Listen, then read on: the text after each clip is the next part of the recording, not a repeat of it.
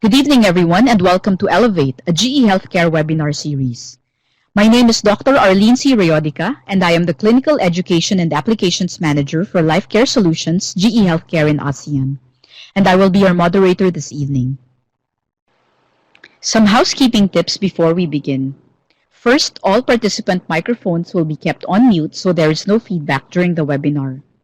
You may type in your questions for our speaker at any point during the webinar in the Q&A window you will see on your screen. But these questions will only be addressed once the presentation is done. After the Q&A, kindly help to fill up the questions that you will see on the poll window. During this time, you can already register for our next webinar session by clicking Register for the next webinar on the web link window. Our next webinar session will be on patient ventilation asynchrony to be held on November 6, 2020 at 7 p.m. Singapore time. Tonight, we are privileged to have a speaker with over 35 years of clinical and academic experience. Our speaker was born in France and went to medical school at the Louis Pasteur Faculty of Medicine of Strasbourg in France. He is boarded in gastroenterology and nutrition as well as in intensive care. He is currently the director of the General Intensive Care Department at Rabin Medical Center, Beilinson Campus, Petah Tikva, Israel.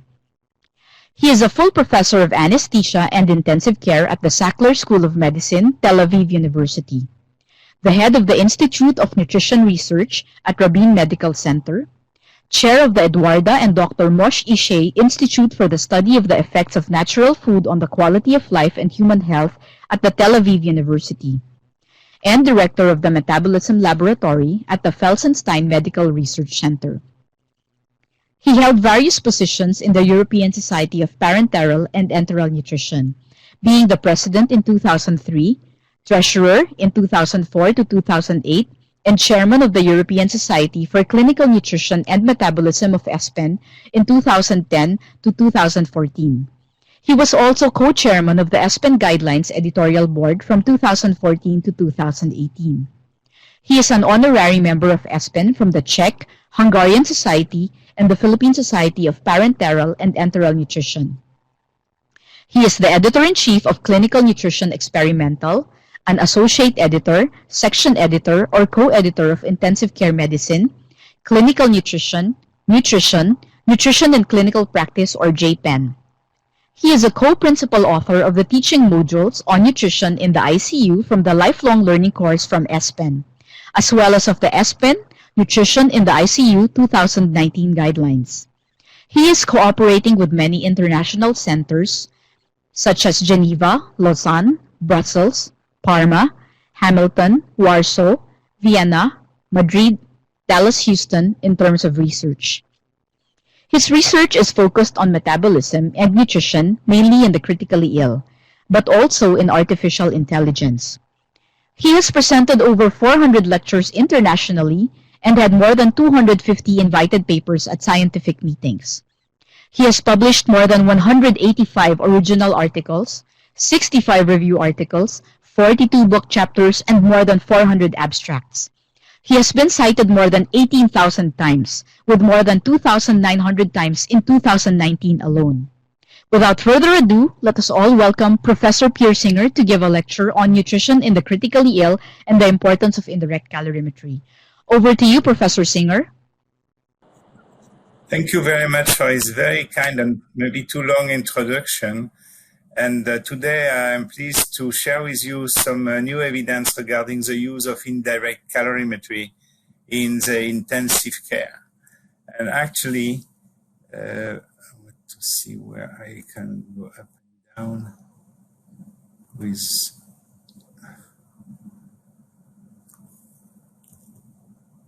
to share with you. Here we are. These are my disclosures, and actually today the main messages we want to give is first of all that energy expenditure is varying according to time, to disease, and to physiological conditions. That measurements are very importantly performed adequately so we can understand them. Another message that is very important is the fact that predictive equations are inaccurate.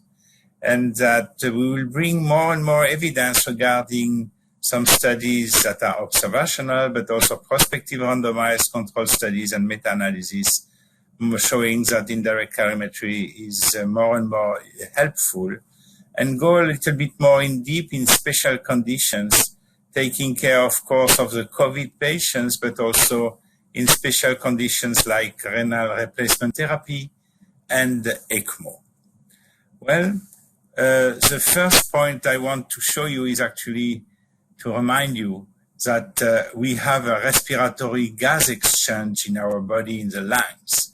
Oxygen is going in and CO2 is coming out. This oxygen that we are breathing is actually the fire of life, as Lavoisier called it many years ago, hundreds of years ago.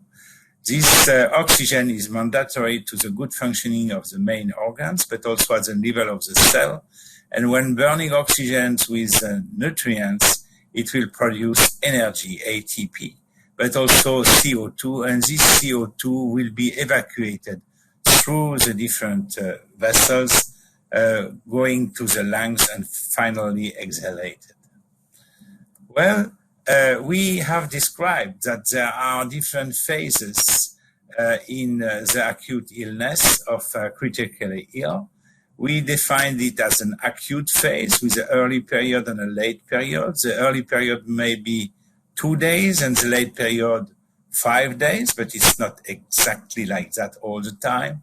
And afterwards, we have a post-acute phase with patients with some rehabilitation. Altogether, we observed thousands of measurements in more than 1,100 patients, looking to the day-by-day variability. And what we found is that the measurements may change from day by day, and this may be also significant.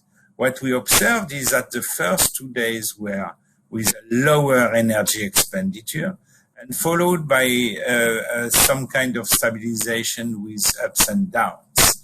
It has to be remembered that during this early phase, in the acute phase, the early stage, we have also in the body a large substrate endogenous production that is sometimes reaching the amount of energy that we are producing.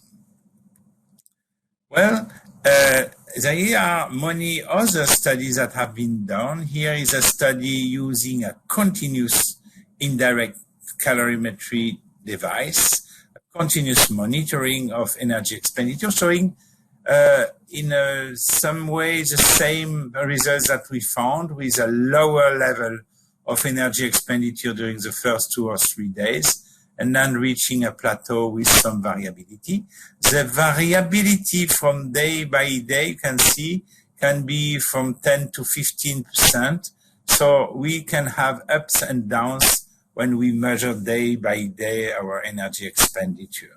So you can understand that it may be interesting and important to measure these values day by day. Well, when we speak about indirect calorimetry, we are measuring the concentration of oxygen going in and out the body and the CO2 coming out of the body. The difference between the concentration of oxygen in and out by times the minute volume is called oxygen consumption, or VO2. And the CO2 production is a result of the amount of CO2 exhalated and the minute volume.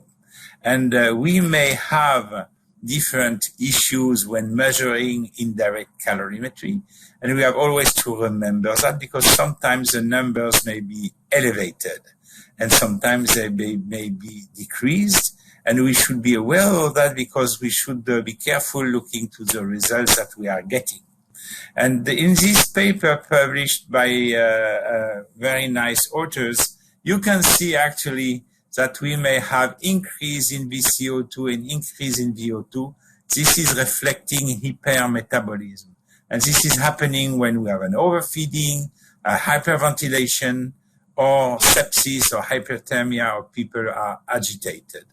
We may have a decrease in VCO2 and a decrease in VO2 when we have a hypometabolism. This is happening during underfeeding, also hypothermia, sleeping, sometimes many sedative agents, but also beta blockers. And we have to be careful, of course, of air leaks that are not detected during the measurement. We may be very careful in the measurements, and we are per purpose starting with these recommendations because we have to check that the patient is not agitated, that the patient is not with changes in body temperature, or we just changed his mechanical ventilation, increase his PEEP or his FiO2. We should be very careful regarding air leaks. A small air leak is creating big mistakes in the measurement, and therefore the measurement should not be taken into account. High PEEP pressures may create air leaks. FiO2 too high, above 70%, is definitively creating major errors in the measurement of VO2 that are exponentially increased, and therefore in these conditions we should not use the results of the measurement. We should also be careful regarding the administration of nitric oxide and helium that are modifying tremendously the measurement and making them irrelevant. Sometimes when the patient is unstable hemodynamically as well, we should be careful and wait in one word that the patient is stable. If the patient is stable, it's much more adequate to measure him.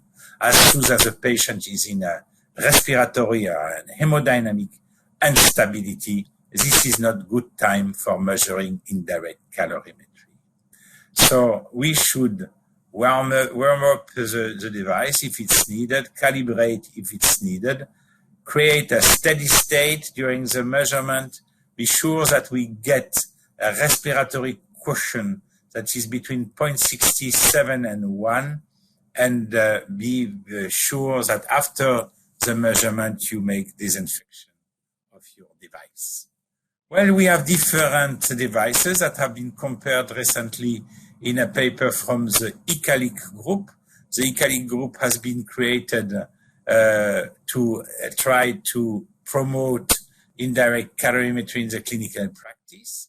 And we here measured and assessed different devices that were evaluated according to the type of technology, if it was using spontaneous breath as well as mechanical ventilation, what was the need for warming up, and what was the recommendations regarding calibration. And you can see that not all the devices are the same. Some are able to do measurement of spontaneous breathing, others not. Some need warming and some not. Some need gas calibration and some not. So this is very interesting according to the way of practicing. We were working with a very old device which was called the Delta Track 2. Almost all these devices are out of range anymore. It has been disqualified by the European community, and the manufacturer is not providing any pieces anymore, and all these devices that were very accurate are not anymore in practice, but others are. And actually, the Delta Track was very precise but very long to be used, requiring 30, 45 minutes of measurements. And this was compared to new devices, and these new devices were shorter in the ability to reach a result, and this is also very important in the clinical practice. Now, we in this paper argue that actually indirect calorimetry should be considered as a point of care testing. What is a point of care testing? It's a device that is able at the bedside to give enough information to change the prescription of the patient. And you can see, according to the disease, that we may have different measurements that are much more elevated in burns patients or in multiple trauma patients. in comparison to renal replacement, chronic renal failure patients or geriatric patients, for instance. You can see that according to the disease, patients may have different levels of energy expenditure. Well, we wrote some guidelines 1 year ago, and these guidelines were telling us that actually, if the patient is in critically illness and mechanically ventilated, energy expenditure should be determined by indirect calorimetry. And the grade of recommendation was B. And if calorimetry was not available, it was recommended to use VO2, which is obtained by the Swan-Ganz catheterization, or by VCO2 alone, which may be derived from some ventilators that are providing this result, but according to RQ, that is stable. So these are the recommendations, and you know that to obtain energy expenditure according to VCO2 alone, you may multiply VCO2 by 8.2. But what is also very important is the fact that the measurement that you are obtaining is just guiding your prescription, and you should not give immediately what is written in your machine, because it is recommended to administer energy in a progressive way, reaching around 70% at day 3 after the beginning of the acute illness. Some of my colleagues have evaluated how accurate was the measurement of energy expenditure from CO2 measurements alone. And you could see in the Blunt-Altman evaluation that we had a large level of mistake. We did the same thing using the VCO2 obtained by the measurement of VO2 and VCO2. And you can see that we also found in this Blunt-Altman evaluation large amount of mistakes, and therefore we prefer the measurement with VO2 and VCO2, if it's possible. Now we can go to what is the evidence regarding this energy expenditure measurements. How can this help the physician? Well, we have different studies. One of them, or some of them, are observational studies. Others are prospective randomized studies, and some are meta-analysis. One of the observational studies was published by our team in 2016 by Oren Zisman, and he looked to the outcome of patients according to amount of calories the patients were receiving in relation to the measured energy expenditure. And he found that the patients that were receiving 70% of the measured energy expenditure, these patients had the best outcome. The second best was 100% or 130%, and the third was 30%. Of course, we were able to develop a curve, and this curve is very interesting because actually above 100% of administered calorie in comparison to the resting energy expenditure, you may have an association with a higher mortality. And this is a very important message that is telling you that actually you may need to be careful when prescribing energy expenditure and not to give too much energy to these patients, showing that the measurement can be very helpful to guide your prescription. The other end of the curve, you can see that there is also an increase in mortality when the patients are underfed in an extreme way below 40% of the energy expenditure. Well, we have checked that in different conditions. These are a cohort of patients suffering from multiple trauma, and some of them were receiving the energy expenditure a little bit lower. Some of them were overfed and their mortality was higher, and some of them were underfed and they were also with a lower survival. So you can see that it is important to feed according to the measurement, and this may be practical for instance, for patients with multiple trauma. We have evaluated many studies that were used to try to find the best way to guide the prescription regarding energy expenditure, and some of them, like the Heidegger study, showed a decrease in the number of infections when indirect calorimetry was used to provide supplemental parenteral nutrition to enteral nutrition that was failing, and this was significant. We did a meta-analysis of all the studies that were actually providing energy expenditure according to the measurement of energy expenditure to hypocaloric diets. And in the guidelines we published, there was some kind of trend, you can see here, in favor of measuring indirect calorimetry. Well, we finalized recently a study, which was a multi-center randomized prospective study, comparing a group of patients receiving energy according to measurement of indirect calorimetry to a liberal calorie administration. And we recruited more than 160 patients in each group. And you can see that actually patients received enteral and parenteral nutrition according to need. And we were looking for mortality, but also length of stay, length of ventilation, complications, and infection. And what you could see is actually the measurements of the two groups, telling us that energy expenditure was quite comparable in the two groups. VO2 and VCO2 were comparable as well. Respiratory quotient was not significantly different either. What was different is the administration of energy to the patients that were in the study group, 1,700, in comparison to the control group that had only 1,300 kilocalories.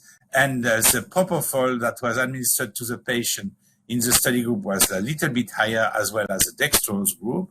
But altogether, energy balance, daily energy balance, was significantly bigger in the control group when the energy that was administered was compared to the measured energy expenditure.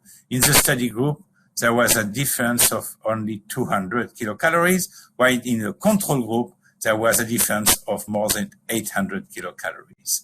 The protein administered in the first week was not significantly different. And the SOFA group was slightly higher in the high calorie group in comparison to the SOFA group, showing that the patients here were, it seems to be, sicker than the control group. What we found is some trend of difference regarding the two groups, a decrease in 24% of the whole total complications, but not significant, a decrease in the new infections, but not significant, a decrease in ventilated associated pneumonia, a decrease in survival in the 180 days mortality, and a decrease per protocol as well, and no difference in secondary objective in the length of stay, length of ventilation, or length of ICU stay, or length of hospital stay. When you look to the Kaplan-Meyer curve, you can see actually that there was some difference between the curve, but again, this was not different. The reason is that we couldn't finalize this study at the end because of a slow recruitment. After 6 years, we stopped. We were planning to include 560 patients, and we include only 417. We can see that the main outcome is directed by the length of ventilation, but maybe if the patient can be weaned or requires tracheostomy. If the patient is requiring kidney replacement therapy, well, he will most probably have more chances to die. So in the study was not conclusive, but there was a trend. And this trend in decrease in infection rate and mortality gave us more incentive to see if we can find some results regarding meta-analysis. I remind you that in the guidelines we had a trend for improvement in survival, 0.98 to 167 for the 28 days mortality. So we look to the data, including the recent study we published in Clinical Nutrition. And we found, for instance, that all the studies that had infection as a primary outcome had an improvement, and the global improvement was significantly different. The 28 days mortality, when we included all these studies that you can see here, was also significantly improved.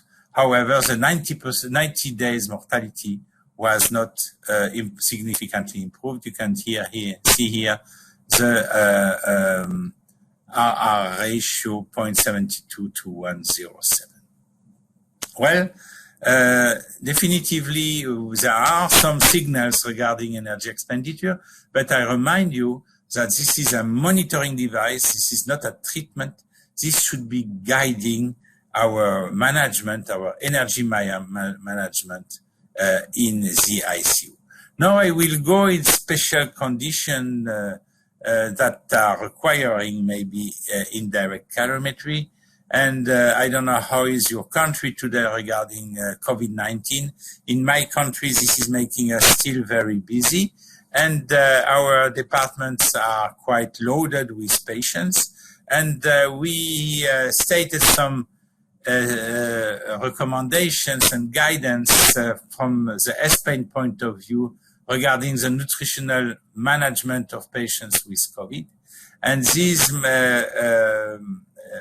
recommendations or guidance are actually related to the timing of the disease. At the beginning, the patient may be requiring only high-flow nasal cannula oxygen therapy or non-invasive ventilation. And after that, the patient is starting to require mechanical ventilation. Our recommendations are to use indirect calorimetry and to start slowly with a hypocaloric nutrition and then increase to 100% at day 3, and also to give enough protein.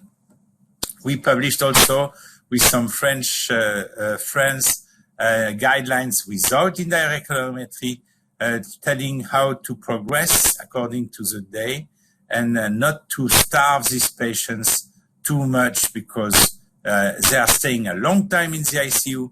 They have a huge catabolic state, losing a lot of muscles, and the recovery is very, very low. So we recommend to use indirect calorimetry, but sometimes it's difficult. Your device is not in the setting, and you may use at the beginning 20 kilocalories per day. Protein is as recommended in the guidelines, and omega-3 fatty acid may be beneficial. But we also wrote some guidelines to use the indirect calorimetry safely in the environment of COVID-19 pandemic. And this has been published in Clinical Nutrition Experimental. We want to measure these patients. We put our ventilator on standby.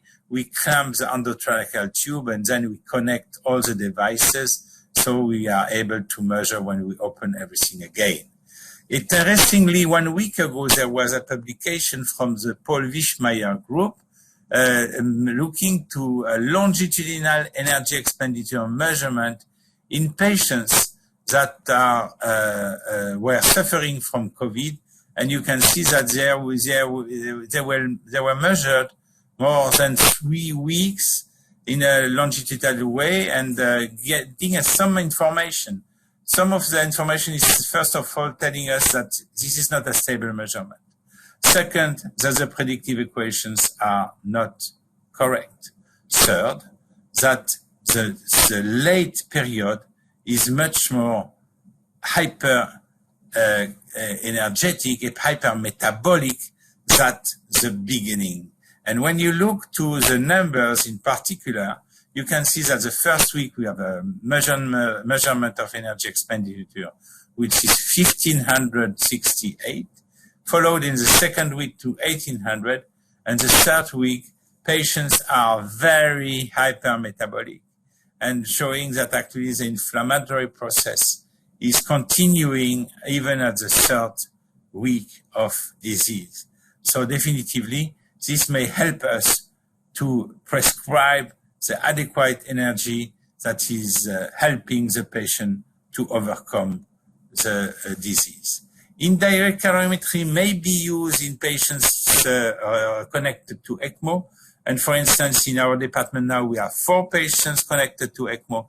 This is an important issue in clinical practice. We don't know exactly how much to give to these patients. This is requiring 30 minutes of connection to the ventilator and 30 minutes of connection to the oxygenator, because we have 2 parts of the patients that are exchanging oxygen. And you can see that in red, this is the energy expenditure in these 6 patients. These are measurements obtained from Elisabeth de Velde. And you can see that the equations may be very wrong in comparison to the measurements obtained by indirect calorimetry. In renal replacement therapy, we have also a need for better assessing the energy requirements. We know that there are a lot of cross of substrates and electrolytes from through the membrane, and we are maybe gaining or losing glucose. We may lose or gain bicarbonate and urea and amino acids, etc. So we need to assess that. Many groups have been working on this. One of them is in Amsterdam, the other is in Brussels. We did also some studies on that. From the Brussels group, we learned that actually oxygen consumption was not changed during the energy expenditure measurement by indirect calorimetry, while the CO2 production was changing a little bit by 5%, not more, or 3%, not more. So this was the result of the Michel trial, telling us that actually it was fair enough to measure energy expenditure, but when you were setting changing the setting of the renal replacement therapy, you should have a new measurement, because there may have some changes in the exchange into the device. We looked also to these energy expenditure measurements during renal replacement therapy. We found a mean of 1730, when the equations may give numbers like 2000 or 1500 or 2100, etc. You can see that we can do some big mistake. And when you do the Blunt-Altman analysis, you can see that mistakes can be clinically significant. We have to remind that during the measurement, there are many places that can create some problems regarding the measurement of indirect calorimetry and the substrate utilization. Of course, the oxygen CO2 exchange, also the temperature of the body that is decreased by the renal replacement therapy, but also the production of lactate, the administration of citrate, of glucose, that are also interfering definitively the measurement. We can have also, of course, some heat loss, but also we can administer some citrate, and this citrate is absolutely metabolized by the Krebs cycle, so this is also very important. Now, when you administer this citrate for the task of anticoagulation, but this citrate is providing 2.5 kilocalorie per gram, and you may increase the energy of non-nutritional calories by citrate like 200 kilocalories a day, and the dextrose that is crossing the membrane can reach even 300 kilocalorie per day. So you can see that you have a missed energy intake of these patients of around 500 kilocalories. I will finalize with an issue which is the substrate utilization, but at the end of the day, what we want is not only to provide oxygen, but also mainly to provide it so that we are able to burn the substrates and to produce ATP, and so maintaining all our pumps and mechanism functioning. We are using the Freyne equations for calculating how much of substrates we are using or oxidizing, and you can see that using VCO2 and VO2 obtained by indirect calorimetry and measuring the nitrogen that is excreted in the urine, we are able to calculate the carbohydrate oxidized and the fat oxidized. So this can be helpful. And I can just give you an example of administrating some enteral feeding that is providing carbohydrate, fat, and protein. And this was performed on 32 patients. We measured daily energy expenditure, VO2, VCO2, and RQ, of course. And we measured nitrogen excretion day by day. You can see that this was increasing after 1 week in a significant way. And from the equations, we are comparing what the patient is receiving by the prescription and what the patient is oxidizing in the true life. And you can see that you may have big differences, mainly less oxygen oxidized than administered and more lipid oxidized in comparison to the prescription. So in conclusion, ladies and gentlemen, definitively we have a fantastic tool which is called Indirect Calorimeter, which is helping us to assess the measured energy expenditure and to guide the nutritional support. We cannot make only one measurement, but we should repeat these measurements, and the best is usually to make 2 measurements a week to have best coverage of the week. The measurements can be performed in many extreme conditions, and we could see that we were able to measure patients with COVID-19 or using very special metabolic devices. So we can see that indirect calorimetry is more and more available and more easy to use, even with a very low level of calibration, sometimes in a continuous way, sometimes in a discontinuous way, but definitively this should be a point of care testing in the critically ill. Thank you very much for your attention, and I will be happy to answer the questions.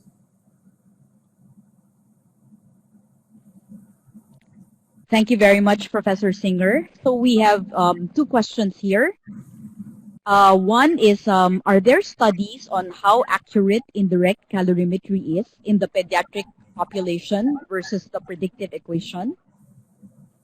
Well, this is an important point. A pediatrician intensivist from Boston, Nilesh Mehta, has made a lot of work in the field of indirect calorimetry in pediatrics, and it's even worse than in adults. That is to say that the equations are really not accurate, and it's very highly recommended to measure indirect calorimetry in this population.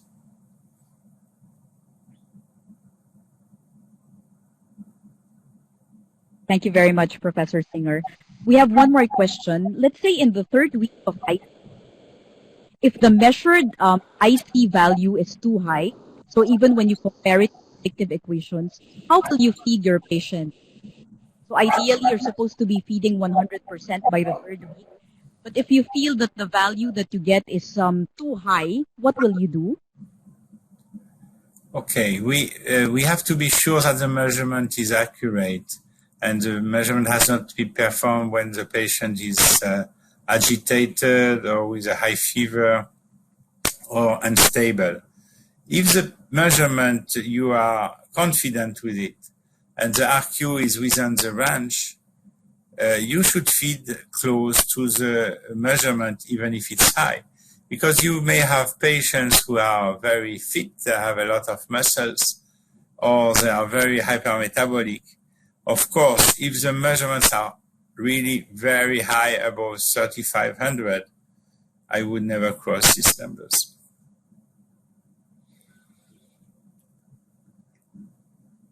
Thank you very much, Prof. We have one very interesting question here. Is there any useful or practical application of indirect calorimetry in the operating theater? I don't know if measuring in the operating room will be helpful for the anesthesiologist. It could be interesting to look to the intensity of the sedation and oxygen consumption, because we know that sedation is decreasing VO2 and decreasing metabolism, and therefore there will be a decrease. And it could be a good way to monitor the depth of sedation. So this could be an interesting application that has not been studied very much. But when you ask me this question, I'm thinking about that and think that actually this could be good to study. We know also that patients that are severe brain trauma and decrease in the brain activity have a lower energy expenditure. But we know also that there are variations regarding temperature, and each degree of temperature is changing energy expenditure by 13 degrees. And then we know that in the operating room, sometimes we are losing temperature and patients are becoming hypothermic. And when we warm them, they are increasing in energy expenditure again. So these are the practical applications that I may note in operating room, but there are no specific applications of indirect calorimetry in the OR.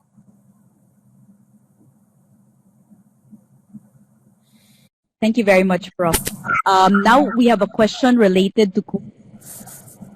Do you think the increase of resting energy exposure in COVID-19 ICU stay represents the increase of pneumonia severity or the recovery of the Well, some groups have studied more extensively than us the energy expenditure in this group of patients. And what we can say is that there is a significant increase in energy expenditure in the recovery phase.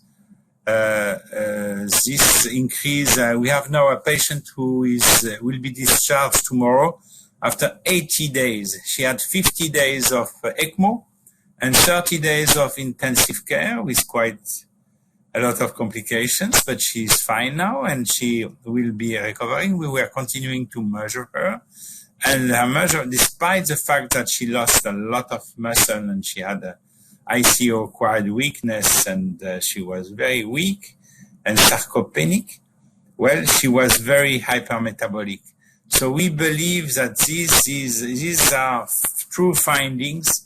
That is to say that the patients are not so elevated at the beginning of COVID, despite the fact that there is a huge cytokine storm in these patients, but this is not associated with hypermetabolism.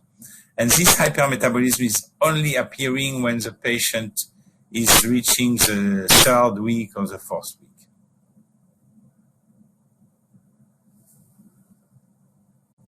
Thank you very much. That was a very interesting patient. There's another question here related to COVID-19. You mentioned that you need indirect calorimetry at least 2 times. Does it hold true also for COVID-19 patients?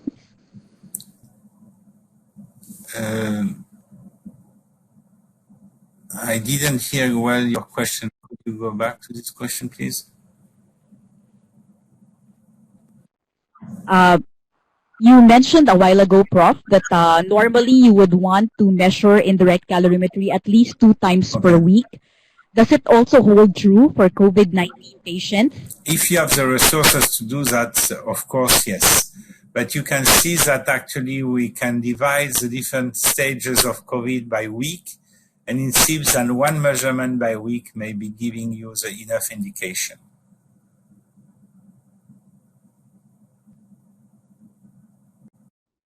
Okay, thank you very much. Another one here. In a clinical scenario where the patient is unable to tolerate feeding, but has contraindications to TPN, how do you proceed with nutrition supply? Well, if the patient is not tolerating any of nutrition possibilities, you have no choice but to wait until he is tolerating again. But you have ways to overcome the intolerance to enteral feeding by putting a tube further on after the duodenum and to feed in the jejunum. Or sometimes contraindications for TPN usually are due to metabolic disorders, so you have to control the metabolic disorders and then start again TPN. Otherwise, you have not so much complications, or you can adapt and personalize, tailor the parenteral nutrition so you will be able to provide the energy. You should not wait too long, because when the patient is very critically ill, he's suffering from malnutrition, and you should not wait too long to provide him with food.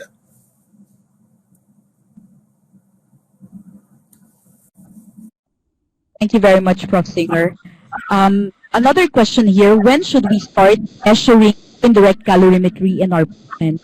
Is it from the day they are admitted into the ICU, or do we wait until day 2 or day 3 before we start IC measurement? I think that today the practice is to start slowly, but to start. That is to say that what is recommended is an early enteral nutrition, but it's not mandatory to know exactly how much is the energy expenditure. If you start slowly and give a small amount of energy through the enteral food.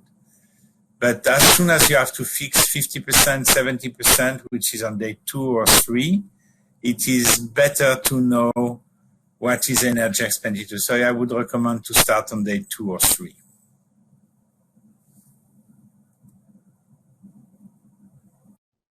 Thank you very much. Prof. Singer, one more question regarding liver failure patients.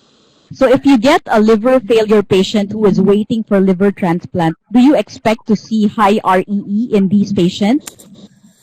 Definitively, this is an important measurement. We published some of this data recently also, because together with a group from Sao Paulo in Brazil, we measured a lot of patients within the indirect calorimetry. And actually, the patients who had a higher energy expenditure had a better survival in comparison to the patients who had a lower energy expenditure. And this may be explained by the fact that the patients with cirrhosis or liver failure that have better muscle mass have a better chance of survival and a higher energy expenditure. So you have a tool that is helping you to predict survival when you use indirect calorimetry. This is interesting.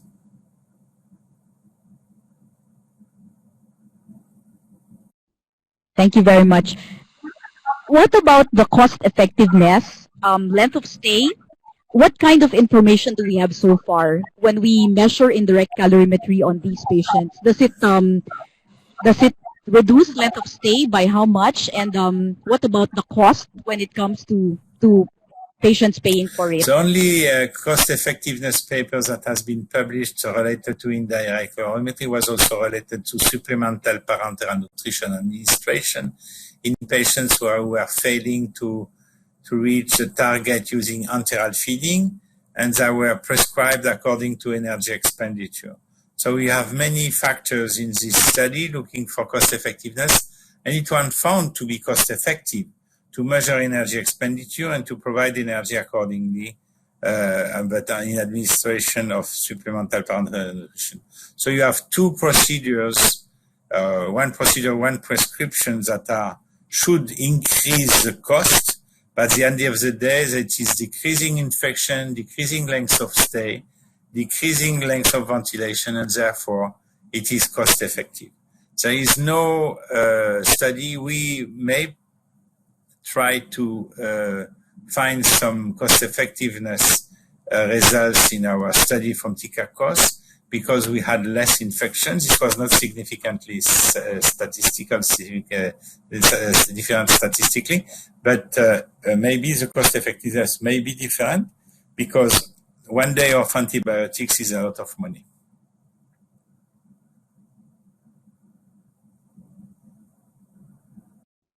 Thank you very much.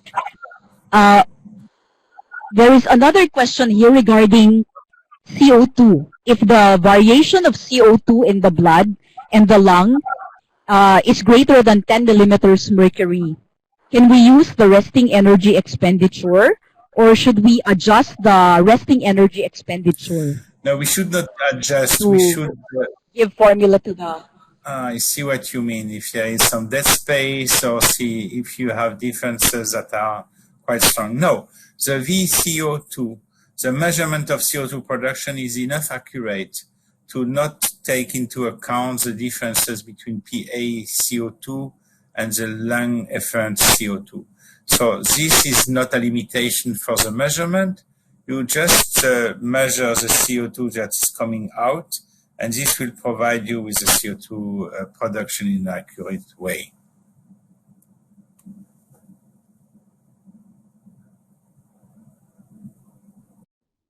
We have another question here, Prof, for neonate and pediatric group.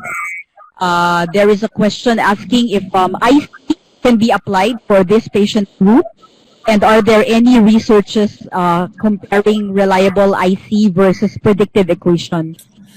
There are some studies performed regarding smaller patients and pediatric patients. When a patient is above 3 months, we can measure him when he's breathing spontaneously with a canopy.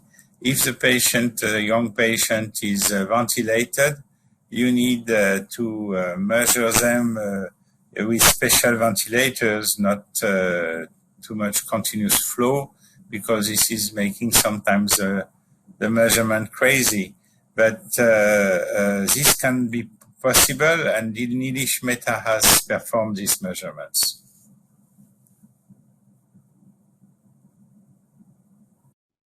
Thank you very much, Prof. Singer. What about for metabolically unstable patients? How long should we measure the energy expenditure? Do we measure continuously, or the 30-minute measurement, 2-hour measurement is enough? It is a key issue. We should find the period of steady state. In some devices, like the GE device that I like very much, you are able to define the period of time. We're looking also for the variability of the measurements. If a variability is below 5%, you can take a measurement of 5 minutes and your measurement will be accurate. If you have a variability of 10%, you need half an hour of measurements.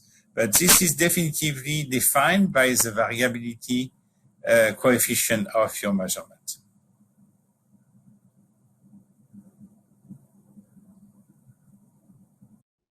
Thank you very much, Prof. Singer. We have one last question here. In your opinion, what do you think are possible future research areas for indirect calorimetry?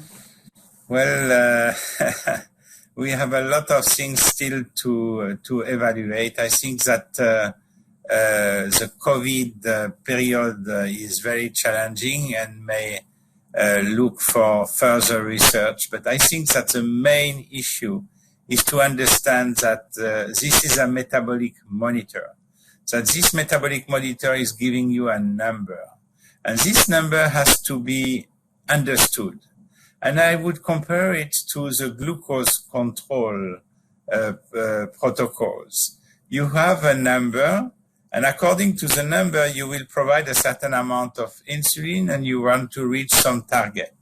This is exactly the same. You have a number, and you have, according to this number, to provide the certain amount of energy and protein to the patient, and to find out if this way will give you a better outcome. The number that you read is not always the number that you have to provide. But however, there is still a lot of studies to perform to play with this number and to provide calories accordingly. This is not yet performed. This is not easy to do, But this can be done more and more with the devices that are providing you energy expenditure in an easy way, sometimes in a continuous way, sometimes in a discontinuous way. But this number has to become one of the daily measurements of our patients, of if not daily, weekly, so that you are able to provide the best energy to intake to your patients.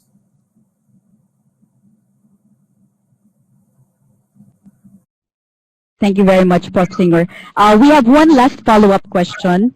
You mentioned a while ago that when you are measuring patients on CRRT, the citrate will increase the daily caloric intake by as much as 500 kilocalories.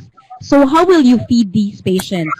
Still based 100% measurement, or will you subtract the 500 kilocalories that they're receiving from the citrate? The citrate is not giving so much, but the citrate with the dextrose can provide 500. The citrate is reaching 200 or 300 kilocalories. These are hidden calories, but these are calories. And we know now that actually what is the most dangerous thing to the patient is overfeeding. Therefore, when you want to write your target for energy, you will define it, but you will take into account the hidden calories, including the citrate and the glucose that can come in through the renal replacement therapy. So you will fix your target, you will decrease the hidden calories that are coming from citrate and dextrose, and you will prescribe finally like that. So this is very important question. Thank you for asking, because this will decrease the risks of overfeeding. And this is true also, by the way, with propofol, which is one of the most frequent non-nutritional calories that are administered to the patient, and usually providing overfeeding, because we have a tendency to prescribe what we are measuring and forgetting the hidden calories. These hidden calories have to be decreased from the total amount so that we will not reach the overfeeding. Thank you for this question. Thank you very much, Professor Singer, for emphasizing that. I thought that was the last question, but apparently not yet. There is another question here on COPD patients. they keep asking a lot of questions. They are asking how should we feed COPD patients? Should we feed 80 to 100% of the resting energy expenditure from the IC measurement, or do we need to adjust it for COPD patients? Now, COPD patients are usually malnourished. They are losing weight, they are losing muscles, and then they deteriorate, and then they arrive to the ICU, and then they are ventilated, and then you want to wean them, and then you have problems to wean them. And there is a catch, because in one hand you want to feed them properly, but when you feed them properly, you are increasing their CO2 production. They are not weanable, because there are not enough muscles and lungs to eliminate all the CO2. So usually when you have a difficulty to wean these patients, you should decrease the energy intake so that the CO2 will be reduced. And this is for the period of time reaching the weaning. And when your weaning is successful, then you progress and increase back your energy and protein. This is a way we are managing, and it's quite successfully. When you measure your energy expenditure and CO2 production continuously, you can see that when you provide less energy to these patients, you will see in the continuous measurements after around 12 to 16 hours a decrease in VCO2.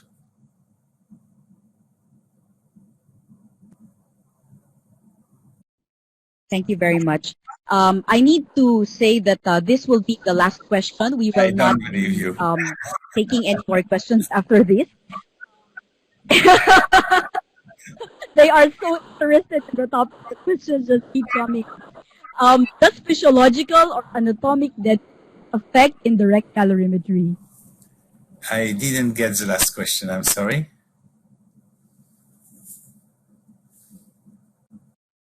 does physiological or anatomical dead space affect the indirect calorimetry reading? Actually, not. You can measure these patients even if they have a large dead space, and this is not affecting the measurements. We did some measurements regarding that, evaluating also the DVDT, and we couldn't find differences in the measurement. This is also true when you change the modes of ventilation. You have only very small differences if you give more pressure, less pressure, more volume, less volume, more rate, less rate, as long as the patient is stable. Of course, when you change your PaCO2, you have to wait until there is a new stabilization. Again, what is the most important is the stability of the patient.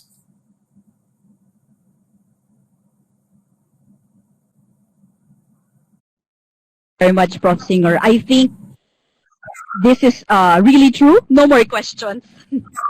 So thank you so much for answering all the questions. So 10 questions plus 10 more. Thank you for imparting your knowledge with us, for the experience in nutrition management of critically ill patients. Thank you so much, Professor Singer. You are most welcome. I was very pleased. And thank you very much. Thank you very much again, Professor Singer. We hope to have you with us again soon. Thank you. Bye-bye. Take care. Bye-bye. Bye-bye. To everyone on this webinar, please do not forget to answer the poll questions and register for our next webinar session on patient ventilation asynchrony. This will be on November 6, 2020. Thank you very much. Have a good evening ahead.